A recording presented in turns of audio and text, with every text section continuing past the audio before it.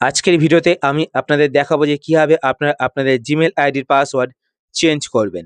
তো জিমেল আইডির password change করার জন্য আপনারা আপনাদের ফোন থেকে সেটিংসটি ওপেন করবেন।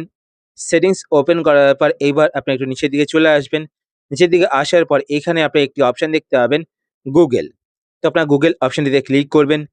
গুগল অপশনে ক্লিক করার পরে এইবার আপনারা আপনাদের ফোনে যেই জিমেল আইডি লগইন করা রয়েছে সেই জিমেল আইডি এখানে দেখতে পাবেন।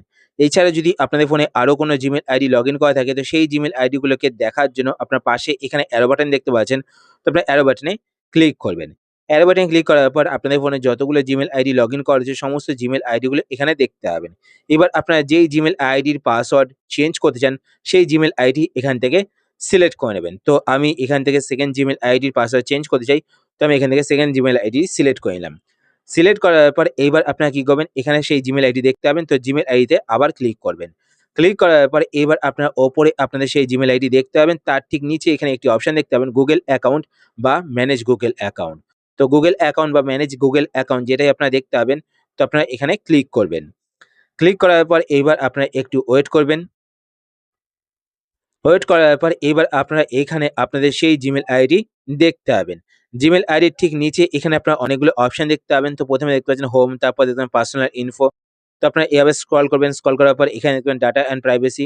তো আপনারা স্ক্রল করবেন। স্ক্রল করার পর এখানে আপনারা একটি অপশন দেখতে পাবেন সিকিউরিটি। তো আপনারা সিকিউরিটি অপশনটিতে ক্লিক করবেন। সিকিউরিটি অপশনে ক্লিক করার পর এবার আপনারা নিচের দিকে চলে আসবেন। নিচের দিকে আসার পর এখানে আপনারা একটি অপশন দেখতে পাবেন পাসওয়ার্ড। তো আপনার পাসওয়ার্ড অপশনটিতে ক্লিক করবেন।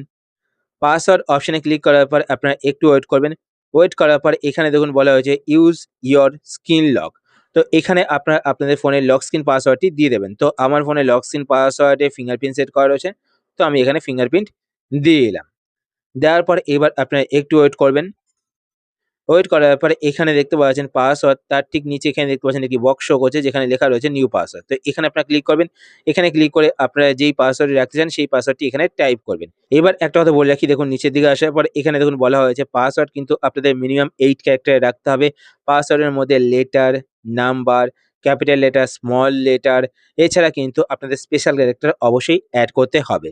স্পেশাল ক্যারেক্টার মানে হচ্ছে গিয়ে @ পার্সেন্টেজ, এগুলো হচ্ছে স্পেশাল ক্যারেক্টার। তো আপনারা কিন্তু পাসওয়ার্ড এখানে টাইপ করবেন। টাইপ করার পর নিচের দিকে আসবেন। নিচের দিকে আসার পর এখানে দেখতে পাচ্ছেন কনফার্ম নিউ পাসওয়ার্ড।